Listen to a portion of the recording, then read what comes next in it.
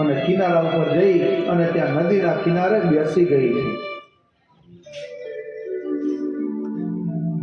અને ત્યાં માટી લાવી અને આ બધી બ્રાહ્મણની સ્ત્રીઓએ એકમાં ગૌરી દેવીની એક સરસ મજાની મૂર્તિ બનાવી છે અને પછી મૂર્તિ બનાવી અને ત્યાં એ મૂર્તિની પ્રતિષ્ઠા કરે છે.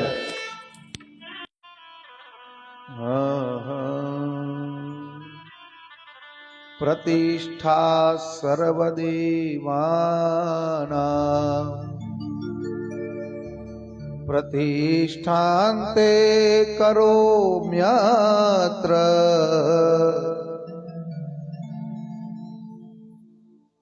તો માં પ્રાંબામાં ભગવતીને બે હાથ જોડી મૂર્તિ બનાવી એની ઉપર હાથ રાખી અને મૂર્તિની પ્રતિષ્ઠા કરે છે. અને હે વાલા શ્રોતાજનો,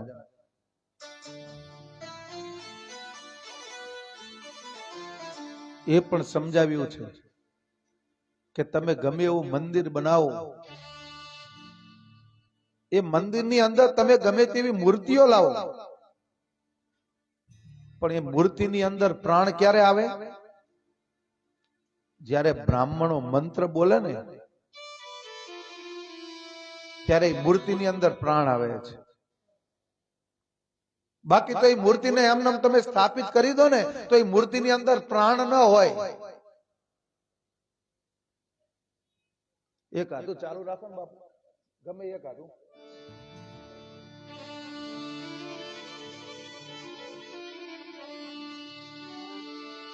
તો ગમે તેવું ભવ્ય મંદિર બનાવ્યું હોય, જે મૂર્તિ લાવ્યા હોય એની જ્યાં સુધી પ્રતિષ્ઠા ના થાય ત્યાં સુધી મૂર્તિની અંદર જીવ પણ આવતો નથી, પ્રાણ પણ આવતો નથી, બધી ઇન્દ્રિયો પણ આવતી નથી. અને હે વાલા શ્રોતાજનો, મેં તમને કહ્યું હતું કે અમારા મંત્ર કેવા હોય કે હું અહીંયાથી મંત્ર બોલું ને તો તમને ખ્યાલ ના આવે આમાં કે આ શું બોલ્યા, પણ 100% ઈ મંત્ર તમારા કાને પડે ને એટલે ઈ તમારું મંગલ કરે કરે ને કરે.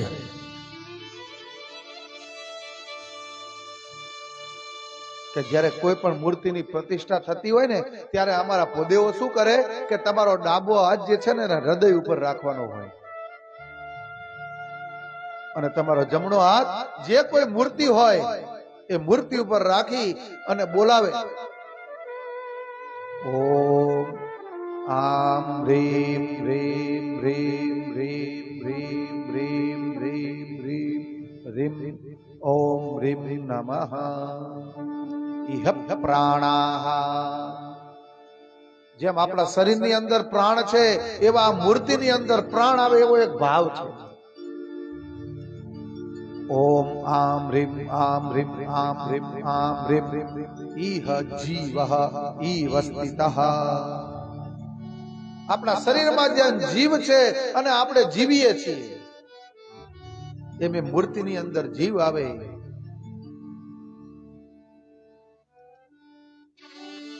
ઇતિ મૂર્તિનામ પ્રાણ ઇન્દ્રિયાણિ કર્ણ ચક્ષુ મુખ જીહ્વા સર્વેન્દ્રિયાણિ આહ્વાય. આપણે જેમ બે આંખો છે, બે કાન છે, હાથ છે, સર્વ અંગો છે, એવી રીતે આ મંત્ર બોલી અને મૂર્તિની જ્યારે સ્થાપના કરવામાં આવે ને પ્રતિષ્ઠા, ત્યારે આપણા જેવી બધી ઇન્દ્રિય આવે. અને હે વાલા શ્રોતાજનો, આપણું આ શરીર છે ને જ્યાં સુધી જીવ છે ને ત્યાં સુધી આ શરીર હલનચલન કરી શકે, પણ એક વખત આ શરીરમાંથી જીવ નીકળી જાય ને પછી આ જ શરીરને તમે ગમે એટલું મારો ને અને કોઈ જ અસર ન થાય. એમ કોઈ પણ દેવ હોય એની પ્રતિષ્ઠા તમે ના કરો ને ત્યાં સુધી મૂર્તિ જળ જેવી હોય છે. એમાં જીવ નથી આવતો, એમાં પ્રાણ નથી આવતો. અને પછી તમે ત્યાં જઈને ગમે એટલી માનતાઓ રાખો તો ઘણી વાર શું કે અમે આટલું મંદિર ભવ્ય બનાવ્યું, આવી મૂર્તિ અમે રાજસ્થાનમાં જઈને લઈ આવ્યા, માની અમે 2 ટાઈમ આરતી પૂજન કીર્તન બધું અહીંયા કરીએ, પણ માં કામ કેમ નથી કરતી? પણ એની જે મૂળ વિધિ હતી એ તમે ચૂકી ગયા છો. એટલે યાદ રાખો, પ્રતિષ્ઠાના પ્રકાર 2 છે. જો આમાં પરમબા ભગવતી આવ્યા, મહાગૌરી. પ્રતિષ્ઠા 2 પ્રકારે થાય. આપણા ઘરની અંદર મંદિરના જે દેવો હોય એને જે આપણે બેસાડીએ એને આપણે ચલિત પ્રતિષ્ઠા કહીશું. જય હો. ચલિત પ્રતિષ્ઠા એટલે બહુ સમજો કે આપણા ઘરના મંદિરના જે દેવસ્થાન હોય ને એ મૂર્તિને આપણે ઉઠાવી પણ શકીએ, એને અહીંયાથી બીજી જગ્યાએ એને સ્થાન પણ આપી શકીએ, એનો કોઈ દોષ લાગતો નથી. પણ જે મંદિર હોય, જેમ કે ગોગા મહારાજનું મંદિર છે, તો ગોગા મહારાજ અંદર બિરાજે છે તો એની કાયદેસરની પ્રસ્થાપિત પ્રતિષ્ઠા કરવી પડે. કે એક વખત મૂર્તિ તમે બેસાડી દીધી પછી તમને 1 વર્ષ પછી વિચાર આવ્યો કે આ મૂર્તિને મારે સ્થાન ફેરવવું છે, તો એ શક્ય નથી. એ મૂર્તિ પછી ત્યાં જ બેસશે. મારા ગામની અંદર શક્તિમાનું મંદિર છે અને એનો પરિવાર બહુ મોટો છે. એટલે એ બધા એવું કહ્યું કે ભાઈ આપણને ભગવાને ધન સંપત્તિ બહુ આપ્યું છે, આપણે સરસ મજાનું માનું મંદિર બનાવ્યું. અને બહારથી બધા કારીગરો બોલાવ્યા, કોતરણી કામ સાથે એની કામની શરૂઆત કરી. એમ કહેવાય છે કે 17 લાખ સુધીનું કામ પરિપૂર્ણ થયું. એ 17 લાખનું કામ કર્યું અને ધાબા લેવલથી ઉપર ગયા એટલે આપમેળે મંદિર ટકે. એ જેટલું કામ કર્યું હોય એની બધું પડી જાય. પછી જોયું કે આવું કેમ? એટલે ત્યાંથી માં ભગવતીએ એવું કહ્યું કે તમે મારા માટે ગમે તેવો મઢ બનાવશો, ગમે તેવું મંદિર બનાવશો, ગમે તેવું ભવન બનાવશો, હું મારા નિજ સ્થાનની અંદર જ બિરાજીશ, હું એ મંદિરમાં બિરાજીશ નહીં. કારણ કે એક વખત કોઈ પણ દેવની એક જગ્યા ઉપર પ્રતિષ્ઠા થઈ જાય પછી તમારો મઠ ફરે. તમારે જેવો બનાવો એવો બનાવાય, પણ માનું જે સ્થાનક હોય ને એ ક્યારેય ના ફરે. એની જે ઊંચાઈ લીધેલી હોય ને એને પણ તમે ઉપર ન કરી શકો, એને નીચે ન કરી શકો. આ નિયમ છે અને ક્યારે કરવાનું પણ નહીં.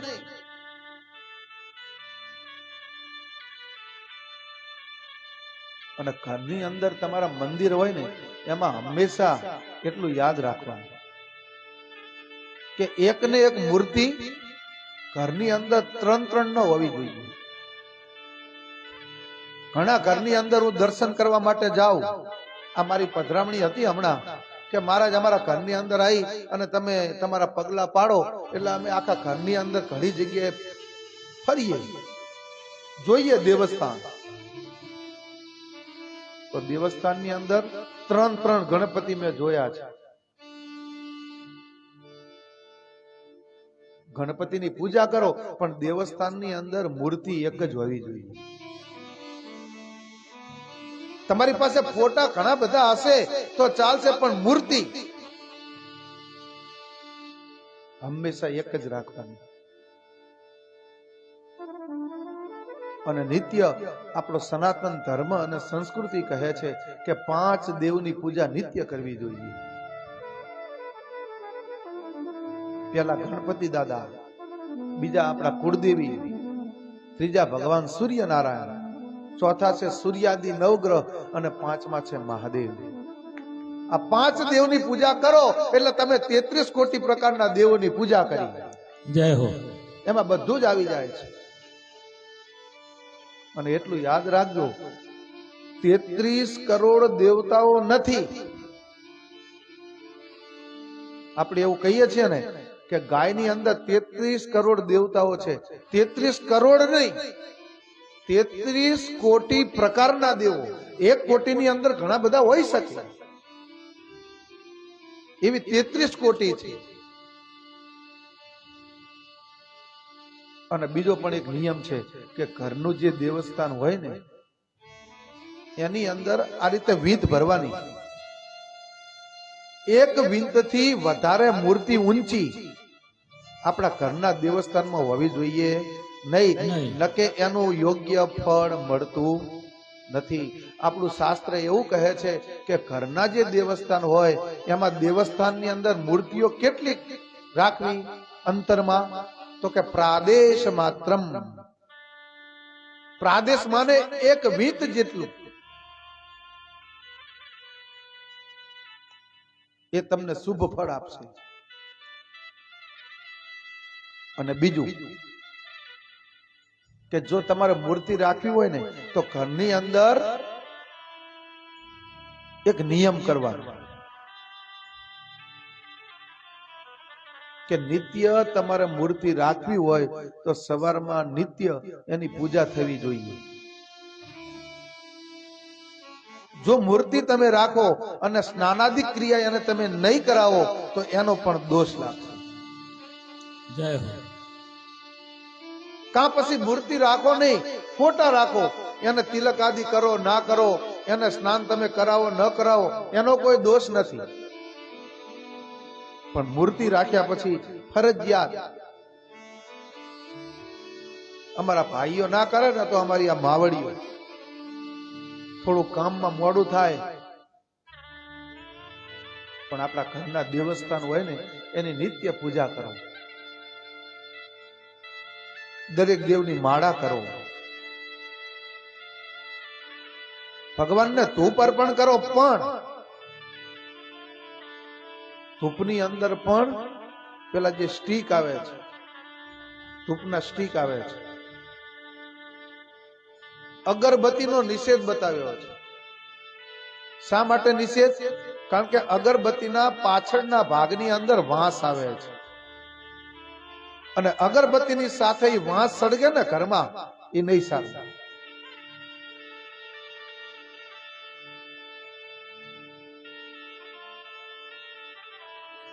એનાથી આપણા ઘરની અંદર પિતૃ દોષ બને છે.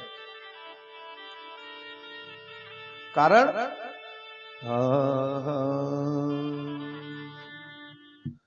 ગોકર્ણ પંડિતો જ્ઞાની તુંધુકારી મહાકલ. આ કથાને આપણે બધા જ જાણીએ છીએ કે આત્મદેવ નામનો બ્રાહ્મણ, એના બે દીકરા, એકનો જન્મ ગાયના પુંઠેથી થયો, એનું નામ ગોકર્ણ મહારાજ, અને બીજો જન્મ જે એની બેનપણીએ આપ્યું બાળક, એને લઈને એની બેનપણીને આપીને આને સામે ધન લીધું. અને એ કેવો બન્યો? તો કે મહાખલ. 5 ગણિકાઓનો એને સંગ કર્યો અને એક વખત રાજાનું ધન ચોરી અને ગણિકાઓને આપ્યું. ગણિકાઓએ જોયું કે આ તો રાજાનો ખજાનો છે અને રાજાને જો ખબર પડશે ને તો આપણને મારી નાખશે. અને ત્યારે 5 ગણિકાઓએ શું વિચાર્યું કે આપણને રાજા મારે એના કરતા આપણે જ તુંધુકારીને મારી નાખીએ. અને રાતનો સમય લઈ અને તુંધુકારી સૂતો હતો અને એના ટૂંકો દેવાની કોશિશ કરવામાં આવે છે, છતાં પણ એ મરતો નથી. પછી તો સળગતા અંગારા લાવી એના મોઢામાં નાખ્યા અને રીબાતા રીબાતા આ તુંધુકારી મૃત્યુ પામ્યો છે.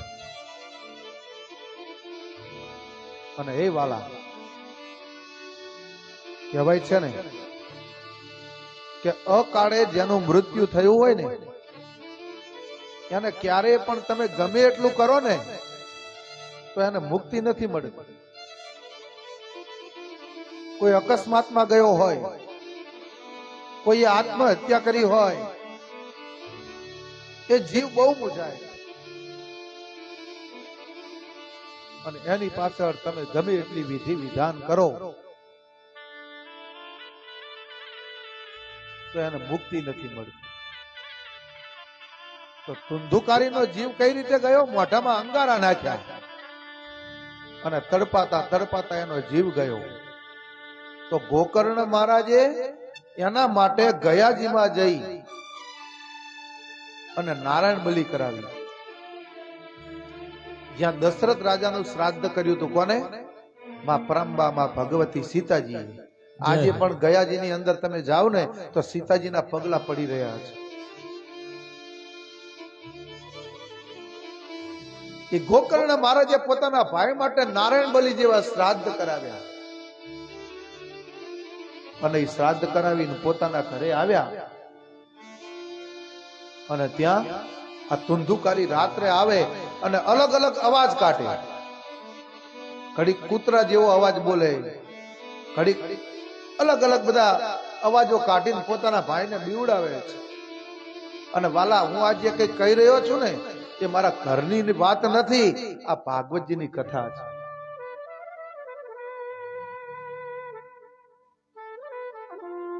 અને ત્યારે ગોકર્ણ મહારાજ એને પૂછે છે કે તું રાત્રિના સમય આવે છે, તું છે કોણ? કે હું તારો ભાઈ ધુંધુકારી. અને ત્યારે ગોકર્ણ મહારાજ કહે છે કે તારા માટે તો મેં ગયાજીમાં જઈ અને શ્રાદ્ધ કર્યા, તો તારી મુક્તિ નથી થઈ હજુ? અને હે વાલા શ્રોતાજનો, આપણો ઇતિહાસ અને આ કથા બતાવે છે. ત્યારે એ ધુંધુકારી શું બોલ્યો કે તમે એક નારાયણ બલિ નહીં પણ તમે 100 નારાયણ બલિ કરશો ને તોય મારા આત્માને શાંતિ નહીં મળે. કારણ કે મારું મૃત્યુ જેવું થયું છે. તો કે સારું, સવારે સૂર્યનો ઉદય થાય ને ત્યારે હું ભગવાન સૂર્યનારાયણને પૂછીશ કે મારા ભાઈને મુક્તિ નથી મળી, તો એને મુક્તિ મેળવવી હોય તો શું કરવું જોઈએ? અને આમ કરતા કરતા સવાર થયું છે, ભગવાન સૂર્યનો ઉદય થયો છે. ભગવાન સૂર્યનારાયણને અર્ઘ્ય પ્રદાન કર્યું છે અને બે હાથ જોડી અને ગોકર્ણ મહારાજ સૂર્યનારાયણ ભગવાનને પૂછે છે કે હે ભગવાન, મારા ભાઈને મુક્તિ નથી મળી અને મારા ભાઈને મુક્તિ અપાવી હોય તો મારે શું કરવું જોઈએ? અને ત્યારે ભગવાન સૂર્યનારાયણ આજે ગોકર્ણ મહારાજને કહે છે કે તમે એક કામ કરો,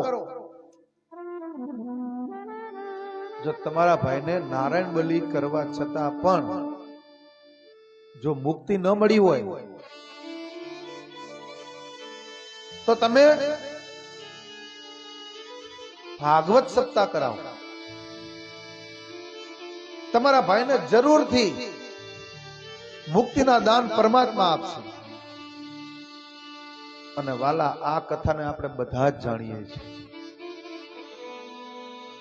કે એના વક્તા કોણ બન્યા? ખુદ ગોકર્ણ મહારાજ. અને આ કથા ક્યાં થઈ હતી? વાંસનું જંગલ હતું. એ વાંસના જંગલની અંદર આજે ગોકર્ણ મહારાજ ભાગવતજીની કથાનું આયોજન કરે છે. અને કેટલાય શ્રોતાઓ આ કથાને શ્રવણ કરે છે. અને આ કથાની શરૂઆત થઈ ને ત્યારે પેલો જે જીવ હતો ને ધુંધુકારી, એ સૂક્ષ્મ રીતે આ કથાની અંદર આવે છે.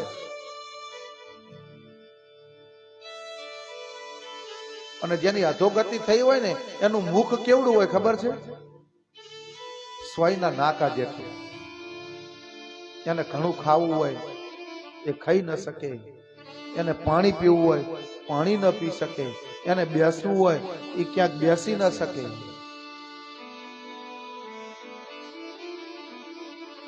તો આજે કથામાં તો આવ્યો છે અને બેસવું છે પણ બેસી શકતો નથી. તો એ સ્થાન શોધી રહ્યો છે કે આ કથા ચાલુ છે, આ કથા મારે શ્રવણ કરવી છે, તો હું બેસું ક્યાં? અને ત્યારે એ વાંસનું જે ઝાડ હોય ને એની અંદર જઈ અને એ ત્યાં બેસી જાય છે. અને વાંસના ટુકડા ઉપર બેસી અને આ ધુંધુકારી 7 દિવસ આ ભગવાનની કથા સાંભળે છે. અને વાલા 7મા દિવસની કથા પૂરી થઈ ને ત્યારે ભગવાન એના માટે વિમાન મોકલે છે અને વિમાનની અંદર બેસાડી અને ભગવાન એને સ્વર્ગની અંદર લઈ જાય છે. તો વાલા વિચાર કરો કે આ કથાની તાકાત તમારા સમસ્ત પિતૃઓ એને ઉદ્દેશી અને એક વખત જો ભાગવતજીની કથામાં જતા રહે ને તમારા પિતૃ, તો તમારા પિતૃઓને મુક્તિના દાન મળે છે. અને કહેવાય છે ને કે પિતૃનું ઋણ એ આપણી ઉપર હોય છે અને એ ઋણને અદા કરવા માટે આપણે બધાએ પણ તૈયાર રહેવું જોઈએ. જય હો.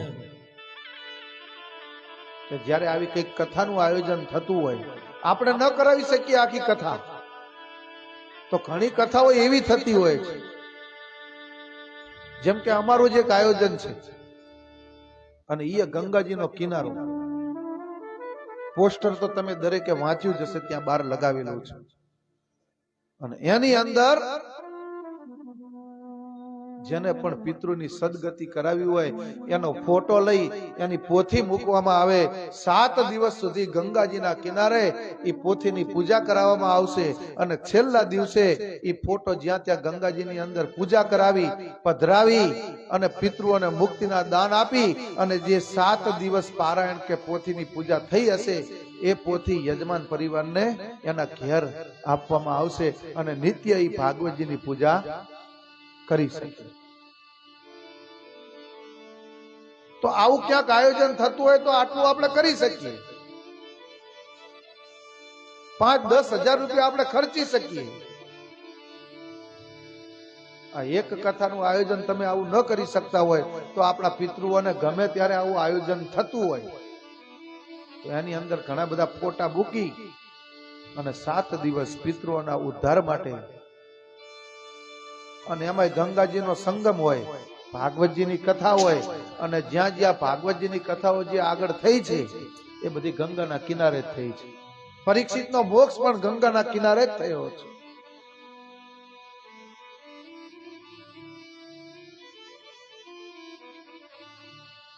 તો મુખ્ય વાત હતી કે આપણા ઘરના જે દેવસ્થાન હોય ત્યાં બને ત્યાં સુધી તમે ધૂપ રાખો, કારણ કે પાછળ વાંસ આવે અને એ વાંસનો ટુકડો બળે ને એ ઘરની અંદર નહીં, સારું નહીં. એનાથી પિતૃ દોષ બને, કારણ કે પિતૃનો વાસ શેમાં હોય? વાંસમાં. અને એટલા માટે તમે જોજો કોઈ પણ કથા હોય ને ત્યાં 7 ગાંઠ વાળો વાંસનો ટુકડો રાખવામાં આવે આગળ. અને દરરોજ નિત્ય એક દિવસ પૂરો થયો તો પહેલા દિવસની ગાંઠની પૂજા, અને એક દિવસ પૂરો થાય એક ગાંઠ તૂટી, બીજી તૂટી, ત્રીજી તૂટી, એમ 7 દિવસની 7 ગાંઠ તૂટે એટલે એને મુક્તિના દાન મળે છે. જય હો. તો મંત્ર શક્તિ છે કે કોઈ પણ મંદિર બનાવો, એ મંદિરની અંદર એની પ્રતિષ્ઠા કરવી ફરજિયાત છે.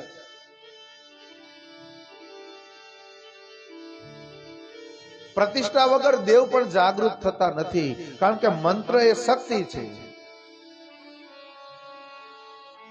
અને મંત્ર બોલાય એટલે એની અંદર પ્રાણ આવે, એની અંદર ઇન્દ્રિય આવે, એને દર્ભ લગાવવામાં આવે. દર્ભ બહુ પવિત્રમાં પવિત્ર વસ્તુ. દર્ભ એટલે દાભડો. ભગવાનને શેની ઉપર બેસાડવામાં આવે? બ્રાહ્મણ ત્યાં દર્ભ રાખે અને મૂર્તિ પ્રસ્થાપિત કર્યા પછી એ દર્ભનો ટુકડો મૂક્યો હોય ને એને ધીમે કરીને ખેંચી લે. તો સોના કરતા પણ જો મોંઘામાં મોંઘી વસ્તુ હોય ને, પવિત્રમાં પવિત્ર વસ્તુ, તો એ દર્ભ છે. અને સૂર્ય ગ્રહણ હોય, ચંદ્ર ગ્રહણ હોય ત્યારે આપણે શું કરીએ? આપણા ઘેર દર્ભ લાવી અને દરેક વસ્તુની અંદર એ દર્ભનો ટુકડો આપણે રાખી દઈએ છીએ, એટલે આનો સ્પર્શ ન લાગે ગ્રહણનો.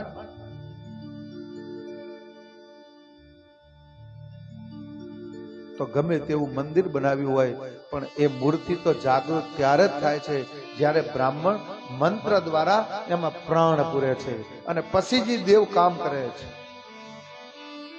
એકવાર પ્રતિષ્ઠા ના થઈ હોય ત્યાં સુધી મૂર્તિને તમે ગમે ત્યાં રાખો ને તો ચાલે, પણ એક વખત એની પ્રતિષ્ઠા થઈ જાય પછી બહુ જ સાચવવું. તો બ્રાહ્મણની સ્ત્રીઓ બધી ડરી ક્ષત્રિયોથી એ પર્વતની તળેટીમાં સંતાઈ જાય છે. અમુક સ્ત્રીઓને પેટની અંદર ગર્ભ છે, પણ જે દુષ્ટ લોકો છે ને એ બ્રાહ્મણની સામે પણ ઝઘડ્યા અને હવે એવું કહે છે કે બ્રાહ્મણની પત્નીઓને પણ હેરાન કરે, એમને ત્રાસ આપો. અને વાલા જ્યારે જ્યારે બ્રાહ્મણો ઉપર ત્રાસ આવશે ને શબ્દ, ત્યારે માં પરાંબા કોઈ પણ સ્વરૂપે આ ધરતી ઉપર આવશે. તો બધી સ્ત્રીઓ ક્યાં ગઈ છે? પર્વત ઉપર.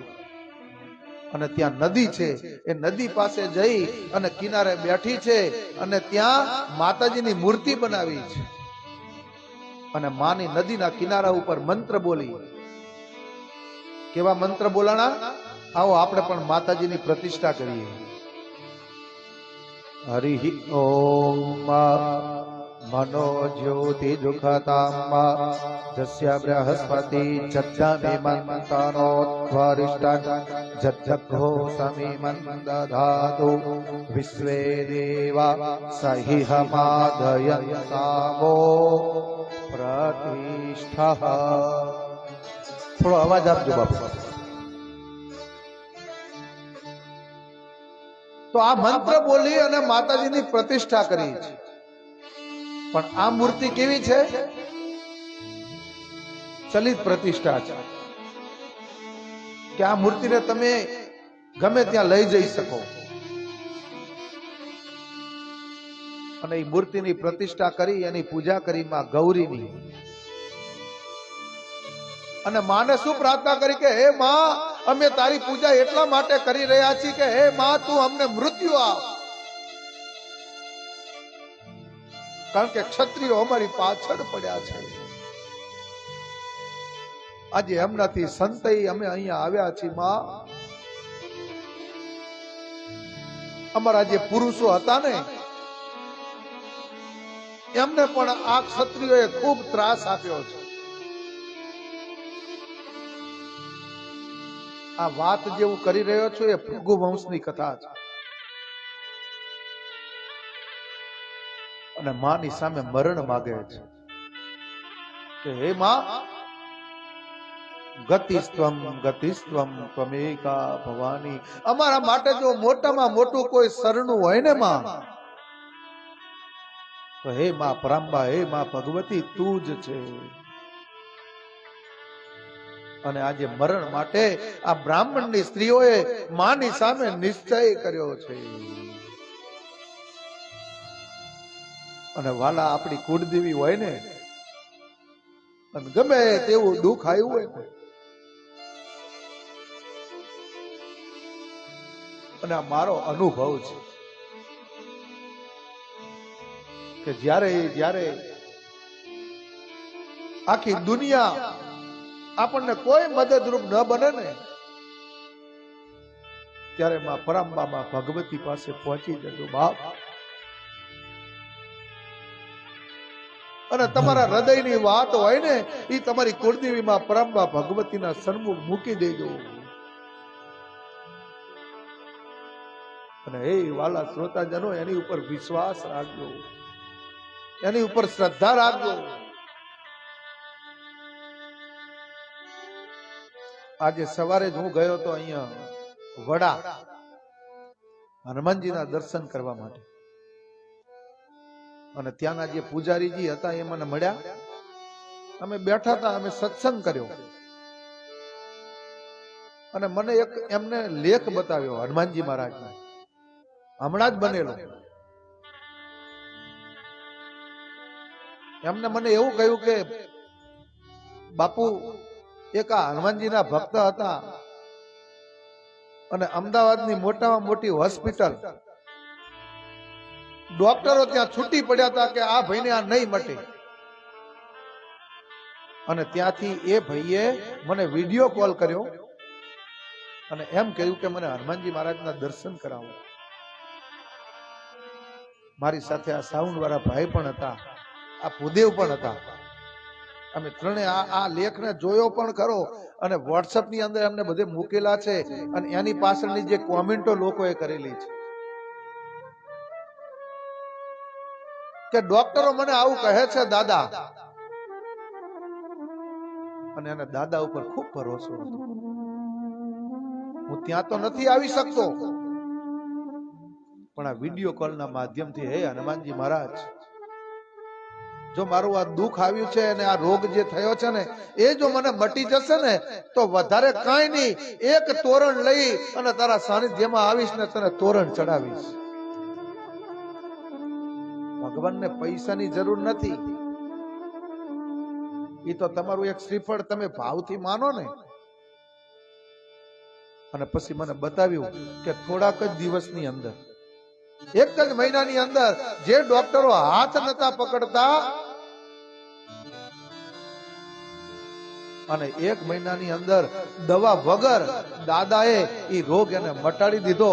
અને બધાએ પછી એ હનુમાનજી મહારાજના દર્શન કરવા માટે આવ્યા અને ત્યાં ફોટો પણ હતો લગાવેલો, એને અમુક દાન પણ કર્યું એ પણ લખેલું હતું. એટલે વાલા, તમે એવું ન માનતા કે આ મૂર્તિ જે છે ને એ જળ છે. હું તો એવું માનું છું કે મૂર્તિ એ જાગતી જ્યોત છે. આ મારો અનુભવ છે કે જ્યારે જ્યારે એવી વિટંબનાઓ આવી છે અને જ્યારે આપણે આમ જગત સામે નજર કરીએ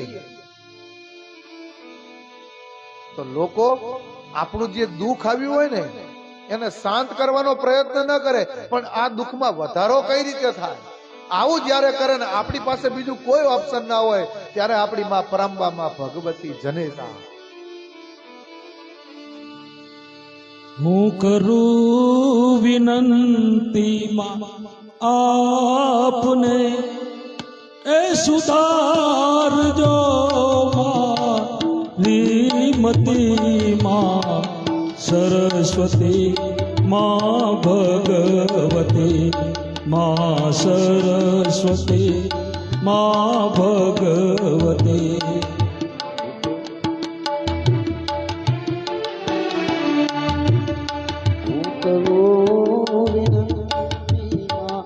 આપને કે સુધારજો મારી મતીમાં, સરસ્વતી માં ભગવતી માં, સરસ્વતી માં ભગવતી.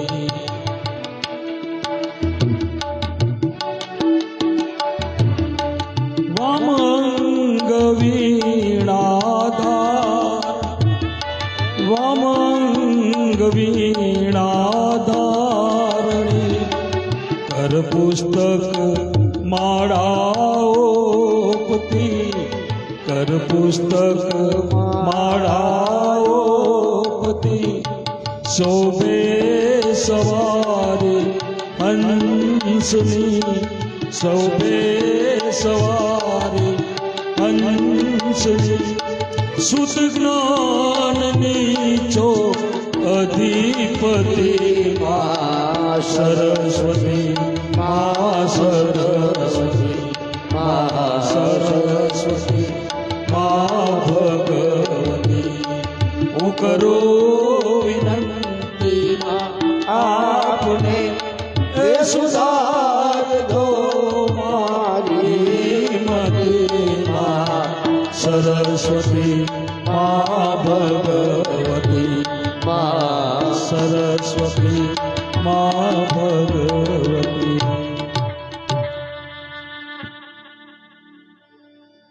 જે માનવી જન્મે જગે જગદંબાને ભૂલી ગયો, સેવા કરી નમાદની, અવતાર તો એળે ગયો, કાયા મળી કંચન તણી, સેવા મળી નામાતની, માતા મુખે જેના વધ્યા, જીહવા દીધી સાકામની, પરમેશ્વરીને પૂજતા પામર જીવો, જાહે તરી જેને ભજ્યામાં ભગવતી, આશા પૂરે માં ઈશ્વરી, આશા પૂરે માઈશ્વરી, જવાનું છે જો જો જરૂર, મિન મેક તો ફરસે નહીં, મું ક્યાં વિસારી માતને, આવો અવસર ફરી મળશે નહીં, સેવક કહે માયાપના, છેલ્લે સેવકની માની પાસે શું પ્રાર્થના હોય? સેવક કહે માયાપના, સૌ બાળને સંભાળજો, ચિતવન તમારા નામનું, ચામુંડ સદા છોયાપનો,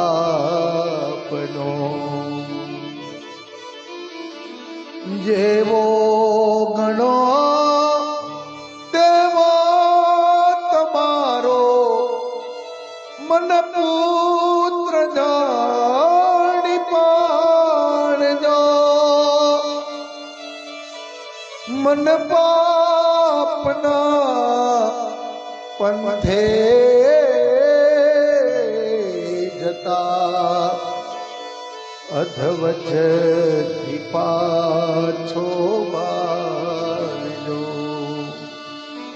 તારા વિના આ જગતમાં મારું નથી કોઈ અંબિકા, બુડતો બચાવવા બાળને, સિંહે ચડી માયાવજે.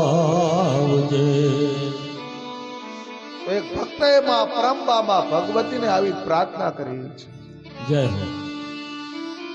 હે માં પરંબા, હે માં ભગવતી, કુપુત્રો જાય ત ક્વચિદપી કુમાતા ન ભવતી, હે માં સોરું કચરું થાય પણ માવતર કમાવતર ન થાય, હે માં.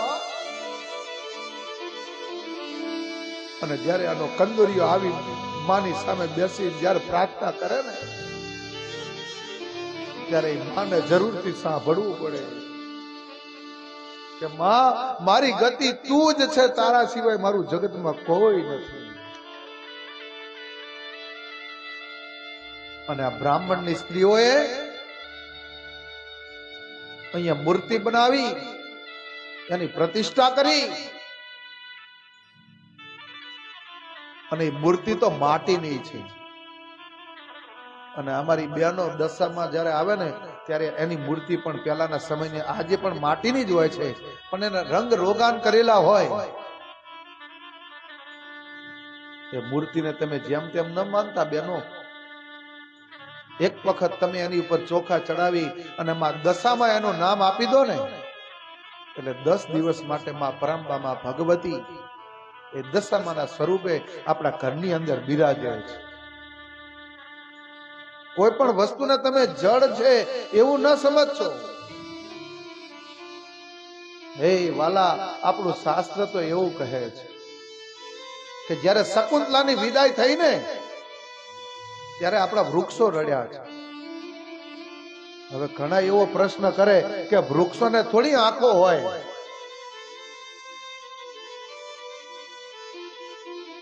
અને હે વાલા, એ શકુંતલાની વિદાય થઈ ને અમારે ચંપામાં વધાર્યા છે એમને એકવાર જોરદાર તાળીઓથી વધાવો, કારણ કે હમણાં એમની તબિયત બહુ ના તંદુરસ્ત હતી, પણ અહીંયા આવ્યા છે એટલે બહુ મોટી વાત કહેવાય. જેને ગોપી મંડળનો પાયો નાખ્યો છે એવા ચંપામાં વધાર્યા છે. ખૂબ ખૂબ આભાર. ડોક્ટરે ના પાડી છે હો બાપુ કે ઘરના બહાર ના નીકળજો, તે છતાં પણ આવ્યા છે. કઈ વાંધો નહીં, માં પરંબામાં ભગવતીના મંડપમાં આવ્યા છે.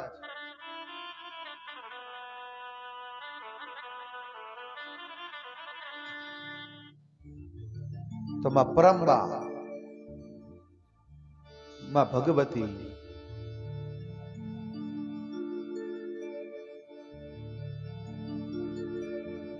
કઈ જળ સ્વરૂપમાં નથી હોતા. અને શકુંતલા જ્યારે વિદાય લેતી હતી એ ત્યારે શકુંતલાએ નાના નાના જે વૃક્ષો હતા ને એને પાણી પીવડાવી પીવડાવી એ વૃક્ષોનું જતન કરતી હતી. અને જ્યારે શકુંતલા મોટી થઈ, લગ્ન કરવા યોગ્ય થઈ ને ત્યારે શકુંતલા જ્યારે નીકળી છે ને ત્યારે વૃક્ષોએ આ રીતે કરી અને પવનના વેગથી આજે રુદન કરી અને શકુંતલાને જાણે કે કંઈક કહેતા હોય એવો ભાવ પ્રગટ કર્યો છે. તો તમારો ભાવ માં પરંબા, માં ભગવતી, એ માતાજીને કાન ન હોવા છતાં પણ માં પરંબા, માં ભગવતી કાનથી બધું સાંભળે છે. માને આંખ ન હોવા છતાં પણ માતાજી જોઈ શકે છે. માતાજીને પગ ન હોવા છતાં પણ માં ચાલી શકે છે. અને એટલા માટે તો એનું નામ આપ્યું છે અદમ્ય શક્તિ.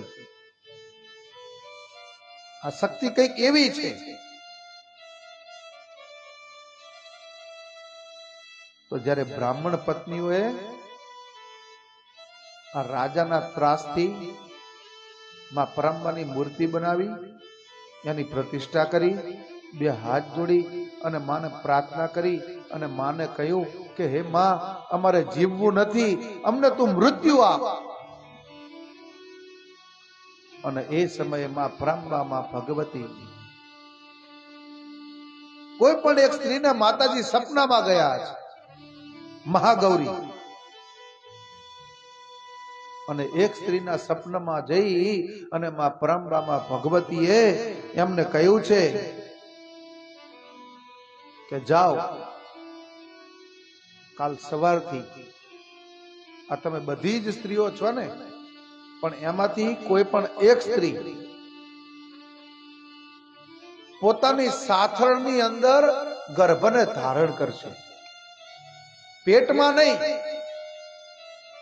કારણ કે ગર્ભ તો હતો જ, રાજાઓનો ત્રાસ હતો, એમનાથી બચવા માટે એ નદીના કિનારે ગઈ અને માને પ્રાર્થના કરી. એટલે માતાજીએ એવું કહ્યું કે કાલ સવારથી કોઈ પણ એક સ્ત્રીને ગર્ભ સાથળમાં હશે.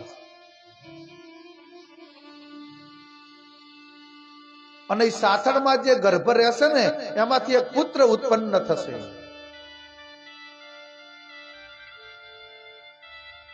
અને એ પુત્ર જે ઉત્પન્ન થશે ને એ તમારા બધાયનું રક્ષણ કરશે. આવું સ્વપ્નમાં માતાજી કહી અને સ્વપ્નમાંથી નીકળી ગયા છે. અને અમુક ટાઈમે સપનું આવે ને અમુક સમયમાં, તો માનવું સવારે બ્રહ્મ મુહૂર્ત ની અંદર જે સપનું આવે ને એ સાચું પડે એવું શાસ્ત્ર બતાવે છે.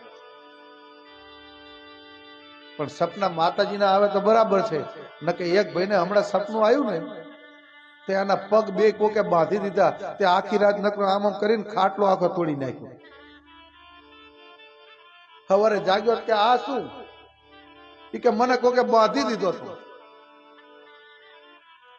એ સ્વપ્નની અંદર પણ આપણે કઈક પ્રક્રિયા કરતા હોઈએ છીએ, યાની આપણને ખબર નથી હોતી, પણ એ પણ કોઈ શક્તિ હોય છે કે આપણા શરીરને હલનચલન કરાવે છે. બીજી શક્તિ કઈ? ઘણી વાર આપણે સૂતા હોય ને કઈક ઊંઘની અંદર પ્રક્રિયા કરતા હોય તો બીજા જે જાગતા હોય એ જોતા હોય કે તમે આમ કરતા હતા, તે કરતા હતા. તો આ શક્તિ કઈ?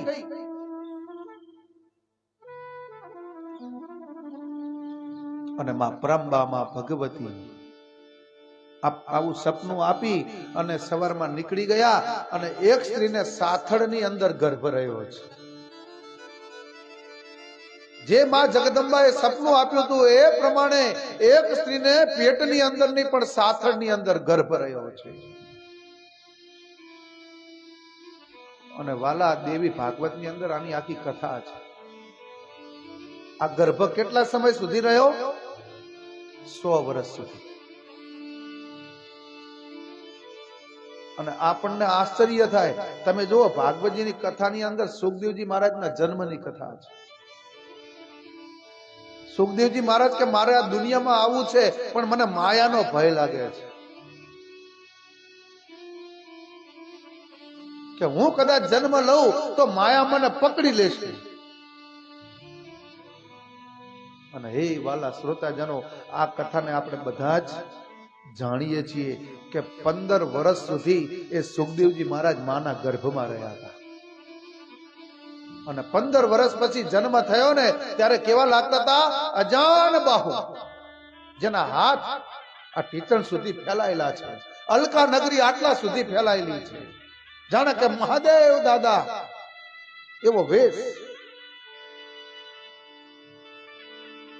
અને જન્મતાની સાથે ઘર બાર છોડી અને પ્રભુનું ભજન કરવા માટે નીકળી ગયા.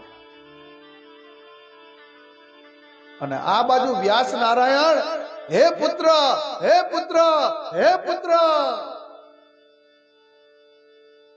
તમે વિચાર કરો કે જેને 18 પુરાણ લખ્યા, કેટલા પુરાણ? 18 પુરાણ લખ્યા. એ પોતાના દીકરાની પાછળ પાગલ બની અને હે પુત્ર, હે પુત્ર, હે પુત્ર કરી અને દીકરાની પાછળ પાગલ થયો છે, દોડે છે. તો પછી તમારી મારી શું વિસાતા? જેને 18 પુરાણ લખ્યા એના મનને શાંતિ નથી. તો આપણે તો કયું પુસ્તક લખ્યું છે તમે મને બતાવો ને.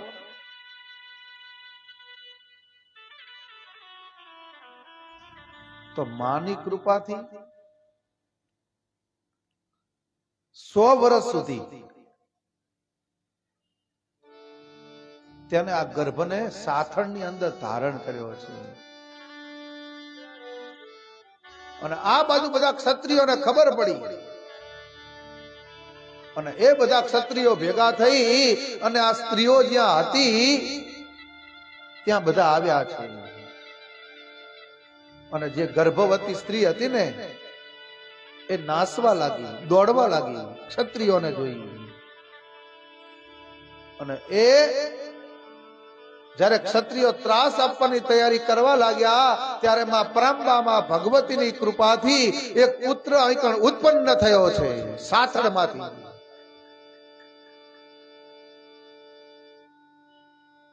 અને એ પુત્ર કેવો? તો વાલા ખાલી ક્ષત્રિયોએ એ પુત્રના દર્શન કર્યા ને, એ દર્શનથી બધા ક્ષત્રિયો આંધળા બની ગયા. એમાંથી એક એવું તેજ પ્રગટ્યું કે બધા જ ક્ષત્રિયો આજે આંધળા થઈ ગયા. અને અચાનક આવું બનતા, કારણ કે અચાનક આવું બન્યું એટલે બધા ક્ષત્રિયો વિષામણમાં આવી ગયા. અરે રે, આવું કઈ રીતે થયું, કેમ થયું? અને બધાના જે હૃદય હતા ને, હૃદય એ પલટાઈ ગયા. બધાના હૃદય પરિવર્તન થયા. તમે વાલા વિચાર કરો કે માએ સપનું આપ્યું, સાથળમાં ગર્ભ રહેશે, એ ગર્ભમાંથી બાળક ઉત્પન્ન થશે અને એ બાળક તમારું રક્ષણ કરશે, આવું માં કહી અને નીકળી ગયા. સમય જતા ક્ષત્રિયો સ્ત્રીઓને હેરાન કરવા માટે આવ્યા અને એ વખતે સાથળમાં જે ગર્ભ હતો એમાંથી એક બાળક ઉત્પન્ન થયો. ક્ષત્રિયોએ આ બાળકને જોયો અને એમાંથી એક તેજ એવું ઉત્પન્ન થયું કે એ તેજ બધા ક્ષત્રિયોની આંખમાં ગયું અને બધા આંધળા બની ગયા, આશ્ચર્યચકિત બની ગયા અને એમના હૃદયનો ભાવ જે હતો ત્રાસ આપવાનો એ આખો પલટાઈ ગયો.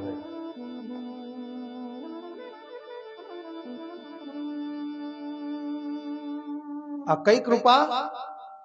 માં જગદંબાની કૃપા. અને એ બધા ક્ષત્રિયો ક્યાં ગયા? જે સ્ત્રીના સાથળની અંદર ગર્ભ હતો, જેમાંથી પુત્ર ઉત્પન્ન થયો હતો, આજે બધા જ ક્ષત્રિયો ભેગા થઈ અને સ્ત્રીના ચરણની અંદર પડી ગયા. એ સ્ત્રીના શરણે ગયા છે અને શું કહેવા લાગ્યા બધા ક્ષત્રિયો?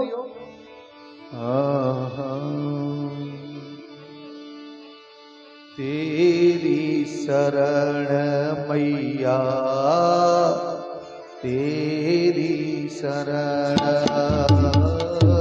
तेरी शरण मैया, तेरी शरण, तेरी शरण में आया हूँ, तेरी शरण में आया हूँ, तेरी शरण मैया, तेरी शरण, तेरी शरण मैया, तेरी शरण.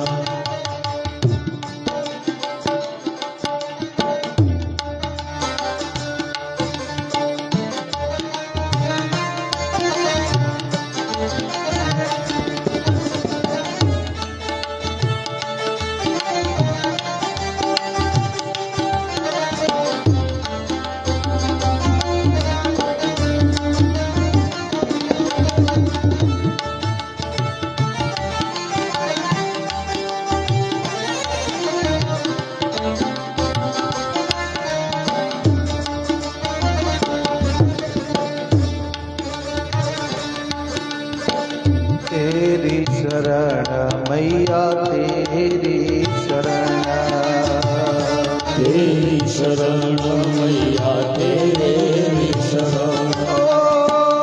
भवजल लहरी दुनिया गहरी, भवजल लहरी दुनिया गहरी, कर मन बेग बहाया हो, तेरी शरण मैया, तेरी शरण, तेरी शरण मैया, तेरी शरण.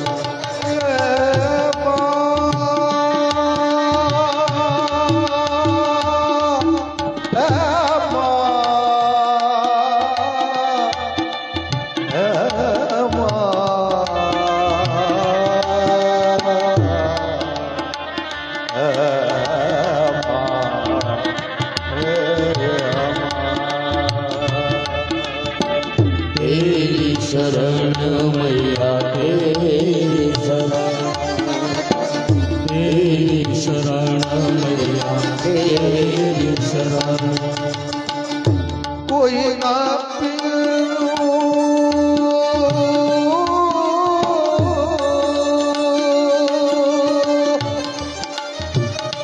કોઈ ના તીરનું નિશાન બનીને, કોઈ ના તીરનું નિશાન બનીને, ઘાયલ થઈ પડી રહેવા દે. હે જગજનની માં, હે જગદંબા, હે જગજનની માં, હે જગદંબા.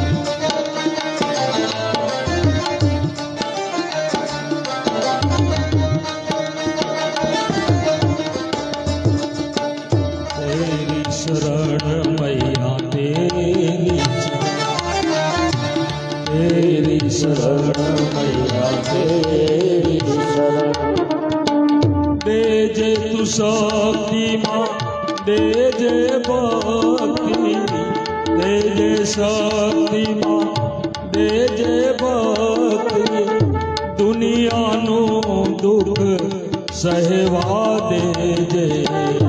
હે જગ જનની માં, હે જગ દુર્લભમાં તારા ચરણે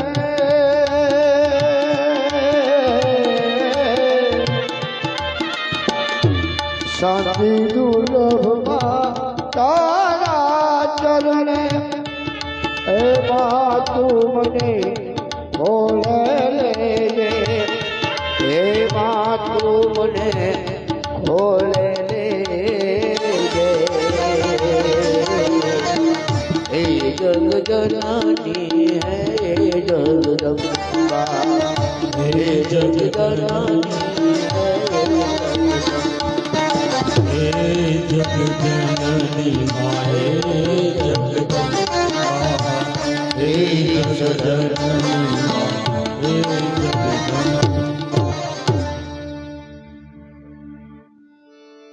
માત ભવાની તું મને શક્તિ દે,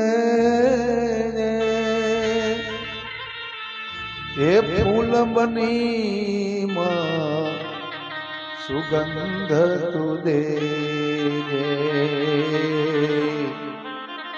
હે માં ભવાની હે જગદંબા.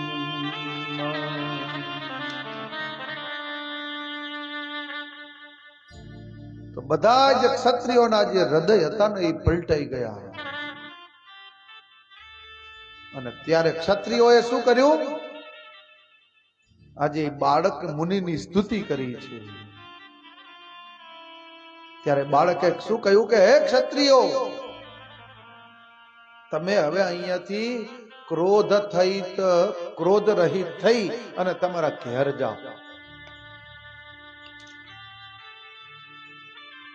કારણ કે જે બનવાનું હશે ને એ બનશે, આવું આ બાળક બોલ્યો છે. જય હો. અને છેલ્લે ગયા ને ત્યારે એ બાળકે ઋષિઓને પણ આશીર્વાદ આપ્યા છે અને આ ક્ષત્રિયોને પણ આશીર્વાદ આપ્યા છે કે જાઓ તમે પણ સુખને પામો. શા માટે આશીર્વાદ આપ્યા?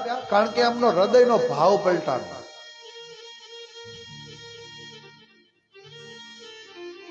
અને જ્યારે એ ઘેર ગયા ને ત્યારે માં પરાંબા, માં ભગવતી, માં મહાગૌરીએ એવી કૃપા કરી આ ક્ષત્રિયો ઉપર કે જે બધાને આંધળા કરી દીધા હતા ને એ બધાને માએ દિવ્ય ચક્ષુ આપ્યા છે. જય હો. અને પછી ત્યાંથી ઘરે જઈ આ બ્રાહ્મણની જે સ્ત્રી હતી, આ બાળક જે ઉત્પન્ન થયો હતો, તો એ બાળક અને આ બ્રાહ્મણની સ્ત્રી એ પોતાના નિજ આશ્રમની અંદર જાય છે. તો કહેવાનો ભાવાર્થ કે ભૃગુ વંશની પણ માં પરાંબા, માં મહાગૌરીએ આ ભૃગુ વંશની પણ માતાજીએ રક્ષા કરી છે. અને એ બીજા કોઈ ગૌરી નહીં પણ મહાગૌરી. બોલીએ શ્રી મહાગૌરી માત કી જય.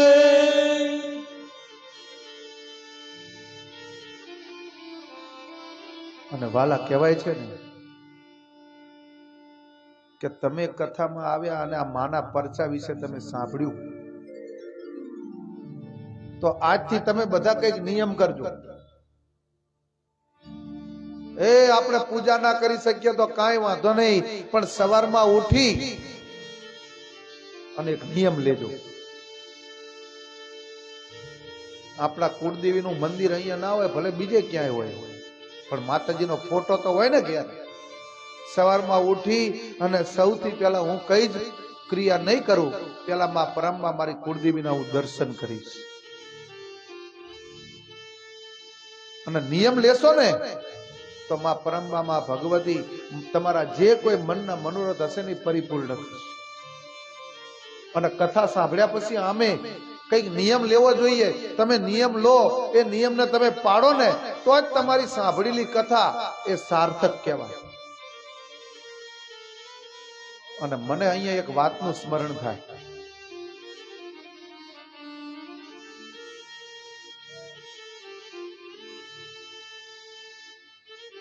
એ તો મારા ખ્યાલ મુજબ મેં કહ્યું તું અહીંયા, હે ને, પેલું પ્રજાપતિનું એક ઉદાહરણ હતું, એને નિયમ લીધો, એ વાત કરી હતી મેં અહીંયા, નથી કરી ને? હા. તો એક ભાઈ આ રીતે કથા ચાલતી હતી અને કથા પૂર્ણાવતી થવાની હતી, અને છેલ્લે એક ભાઈ બાપુ પાસે આવ્યા કે બાપુ, ખરેખર તમારી કથા અમને શ્રવણ કરવાનો ખૂબ આનંદ આવ્યો, પણ આ કથા સાંભળ્યા પછી મને એક સંકલ્પ થયો છે. કે શું સંકલ્પ? કે બાપુ, મારે કંઈક નિયમ લેવો છે, તો તમે મને અહીંયાથી નિયમ આપશો? એટલે બાપુએ કહ્યું કે આમાં મારે શું આપવાનું હોય? આ માં બ્રહ્મામાં ભગવતી સાક્ષાત બિરાજમાન છે, અહીંયા મસ્તક નમાવી અને તારે જે નિયમ લેવો હોય એ તું માની સન્મુખ લઈ લે. હવે એને કેવો નિયમ લીધો જુઓ. કોઈ તો એવો નિયમ લે કે હું સવારે ભગવાનના દર્શન કરી પછી પાણી પીશ, મારા માતા પિતાને વંદન કરી અને પછી પાણી પીશ. આને એવો નિયમ લીધો કે મારા ઘરની બાજુમાં પ્રજાપતિનું ઘર છે અને દરરોજ સવારમાં જાગી અને પ્રજાપતિના હું દર્શન કરીશ અને પછી હું પાણી પીશ. હવે વાલા સાંભળો, ઈ કે બાપુ મેં આવો નિયમ લીધો. મેં કીધું તને જે મોજ આવે એ બરાબર છે. અને સવાર પડી અને બાજુમાં પ્રજાપતિ ભાઈનું ઘર, સવારમાં દરરોજ એના સવારે આના ઘેર જાય, એનું મુખ જોઈ લે અને પછી આગળની બધી જ પ્રક્રિયા કરે. આવું 5 દિવસ સુધી ચાલ્યું. હવે 6થો દિવસ આવ્યો એટલે પ્રજાપતિ ભાઈ જે હતા એ માટી ખોદવા માટે ઘરેથી તે દિવસે વહેલા નીકળી ગયા. આ ભાઈ 6 વાગે જાગે અને પ્રજાપતિ ભાઈ 5 વાગે નીકળી ગયા. હવે આને તો 6 વાગે જાગ્યો, નિયમ હતો પ્રજાપતિ ભાઈનું મુખ જોવું. ત્યારે ગયો, પ્રજાપતિ ભાઈને જોયા નહીં. એમના ધર્મપત્ની હતા, પૂછ્યું ક્યાં ગયા અમારા ભાઈ? એ તો આજે સવારે વહેલા ઉઠી અને માટી ખોદવા માટે નીકળી ગયા. કઈ બાજુ ગયા? રસ્તો બતાવ્યો. કારણ કે હવે જવું તો પડે, મુખ જોવા માટે નિયમ લીધેલો હતો. આ તો પાછળ પાછળ ગયો અને પેલા પ્રજાપતિ ભાઈ બરાબર માટી ખોદતા હતા ને આટલો ખાડો ત્યાં કરેલો, અને ઈ ખાડો ખોદતા ખોદતા એમને એક સોના મહોર મળેલો. બરોબર એ ખાડામાંથી આમ કરી અને કાઢવાની તૈયારી કરતા હતા, અને આ ભાઈ થોડો આમ દૂર હતો અને આ પ્રજાપતિ ભાઈને જોયા અને ત્યાંથી પેલો ભાઈ બોલ્યો કે મેં જોઈ લીધું. હવે આ ભાઈને ખબર નહીં કે આને મારું મુખ જોવાનો નિર્ણય લીધો છે. એટલે પ્રજાપતિ ભાઈએ શું કીધું? ઓ ભાઈ, તે જોયું હોય તો ભલે જોઈ લીધું હોય, તું અહીંયા આવ, કોઈને તું કહેતો નહીં. આ જે મને મળ્યું છે ને એમાં અડધું તારું. તો વિચાર કરો વાલા કે પ્રજાપતિના ભાઈના મુખના દર્શન કરવાથી એને અડધો સોના મહોરનો ભાગ મળ્યો. જો માણસનું મુખ જોવાથી આટલું મળતું હોય તો ભગવાનનું મુખ જોવાનો તમે નિર્ણય લો, તમને ભગવાન ન આપે? જય હો.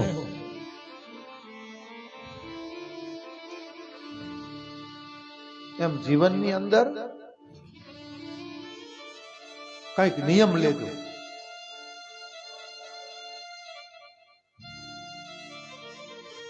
તો માં પરંબા,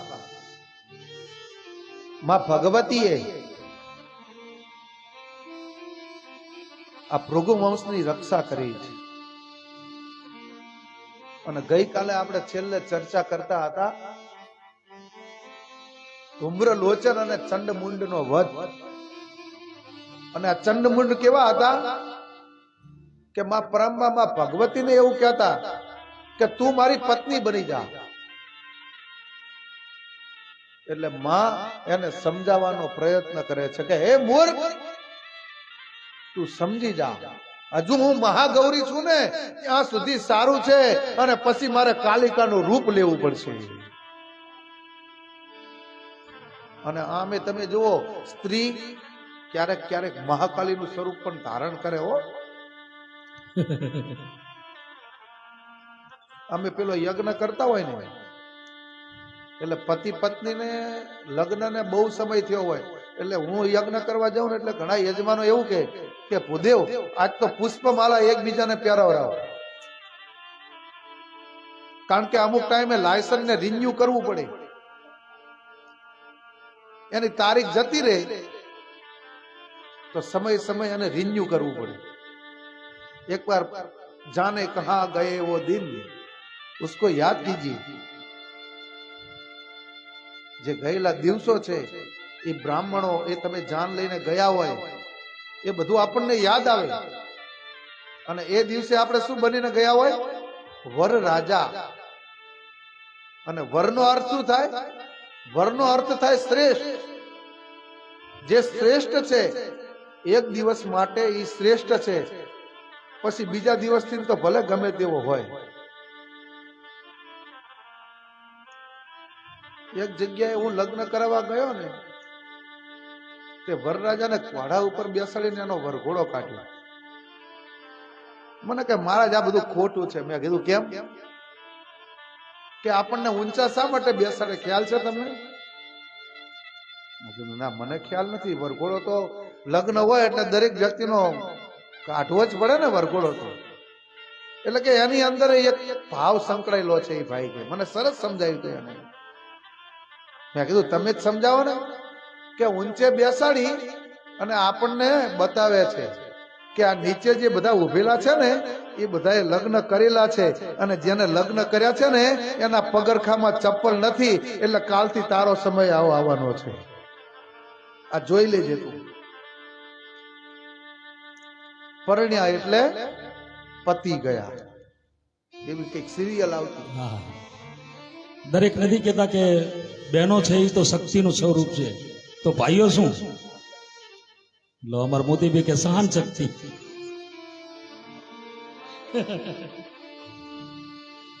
તમે સહન શક્તિ કહો છો, હું તો પ્યારવ કહું છું. કારણ કે જ્યારે પતિ પત્ની પુષ્પમાલા પહેરે ત્યારે શું કહેવામાં આવે છે કે ક્યારે પણ જો ઘર હોય ને ત્યાં વાસણ ખખડે. તમારા મારા ઘરની બધાના ઘરની વાત છે. ઘર હોય ત્યાં વાસણ ખખડે, પણ એનો મિનિંગ એવો ન હોય કે પછી આનું રૌદ્ર સ્વરૂપ ધારણ કરી લેવું. એટલે સ્ત્રીને એવું કહેવામાં આવે છે કે ક્યારેક એવી પરિસ્થિતિનું ઘરમાં નિર્માણ થાય તો ક્યારે પણ તું મહાકાલીનું સ્વરૂપ ધારણ કરતી નહીં. અને ભાઈને કહે છે કે ક્યારેક ઘરમાં એવી પરિસ્થિતિનું નિર્માણ થાય તો તું ભૈરવનું સ્વરૂપ ધારણ કરતો નહીં. અને આવા સંકલ્પ લઈ અને એકબીજાને પુષ્પમાલા પહેરાવે.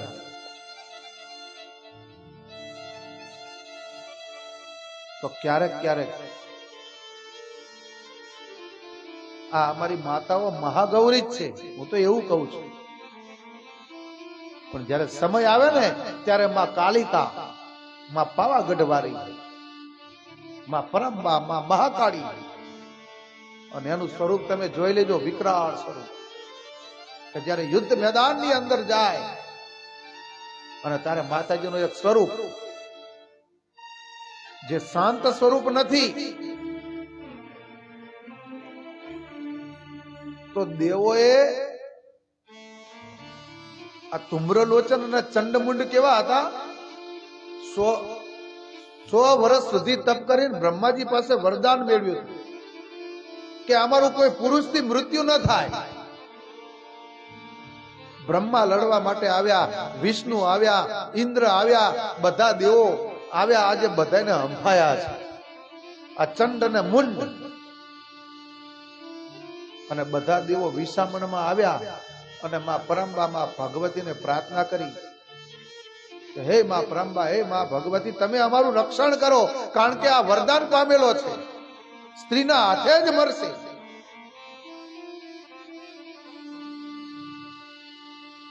અને માં પરંબા માં મહાકાલી આજે દેવોએ વાત કરીને એટલે પાર્વતીના શરીરમાંથી એક દિવ્ય તેજ પ્રગટ થયું છે. બોલીએ શ્રી મહાકાલી માત માત કી જય. અને માં આજે મહાકાલી સ્વરૂપે પ્રગટ થયા છે અને સિંહ ઉપર સવારી કરી અને માં પરંબા માં ભગવતી ત્યાંથી ચાલી નીકળ્યા છે. કઈ બાજુ ચાલ્યા છે? પેલો શુંભ અને નિશુંભ, પેલો ચંડ અને મુંડ જે મહિષાસુર છે, ધૂમ્રલોચન છે, આજે એની સામે યુદ્ધ કરવા માટે આખું એનું સૈન્ય છે અને માં એકલા છે. અને ગઈકાલે પણ મેં તમને કહ્યું હતું ને કે નારી તું નારાયણ. નારાયણી, નારી નારાયણી જ હોય છે. પણ આ નારી કેવી છે કે એને હવે ખબર પડે કે હવે મારે મહાકાલી બનવાની જરૂર છે. તો આજના સમય પ્રમાણે સ્ત્રીઓ માત્ર ને માત્ર ઘરનું કામ જ નથી કરતી. તમે જુઓ અત્યારે કોઈ ક્ષેત્ર એવું નથી કે જ્યાં સ્ત્રીઓ ન હોય. આજે દરેક ક્ષેત્રની અંદર અને સરકારે પણ એને પ્રાધાન્ય આપ્યું છે કે કોઈ પણ નોકરીનો કોટા હોય એની અંદર 100% જો રાખ્યો હોય તો એમાં 60% સ્ત્રીઓ, 40% પુરુષો.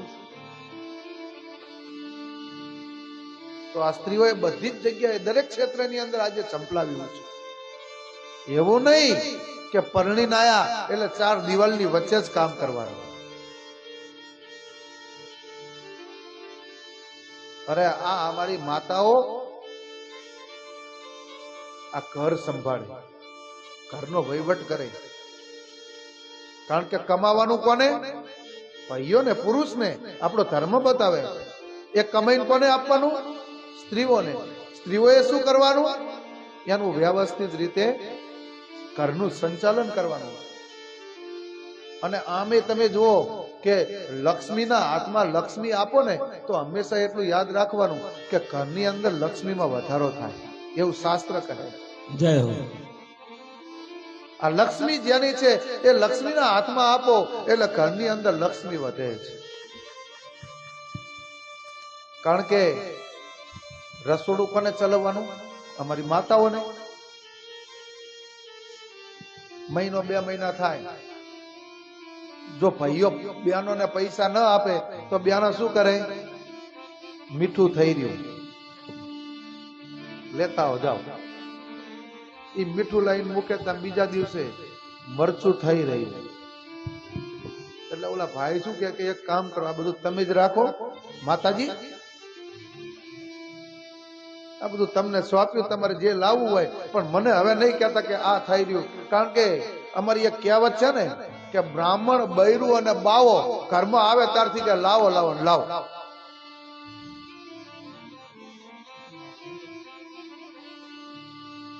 બ્રાહ્મણે શું કે તમારા ઘેર આવે એટલે કંકુ લાવો, ચોખા લાવો, થાળી લાવો, વાટકી લાવો, ચમચી લાવો, કાસ્ટ લાવો, છાણા લાવો. માગ માગ જ કરે. બ્રાહ્મણ નું કદી પૂરું જ ના થાય.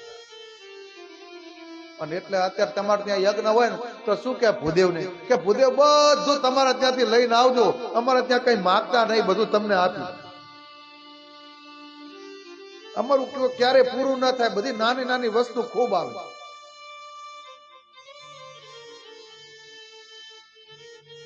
બ્રાહ્મણ, બૈરું અને બાવો સ્ત્રી હોય એ ઘરમાં આ થઈ રહ્યું, તે થઈ રહ્યું, એનું ચાલુ જ રહે. એના કરતા પછી અમે પુરુષો એવું નક્કી કર્યું કે આ બધું માતાજીને સોંપી દેવું, એમને જેમ ચલાવવું એમ ચલવે, આપણે બસ કમાવામાં ધ્યાન રાખવાનું. આ શાસ્ત્ર વિધાન છે. તો આગળ મારે કથા કરવી છે, પણ અહીંયાથી કઈક સૂચના છે, પછી આગળની કથા આપણે કરીએ.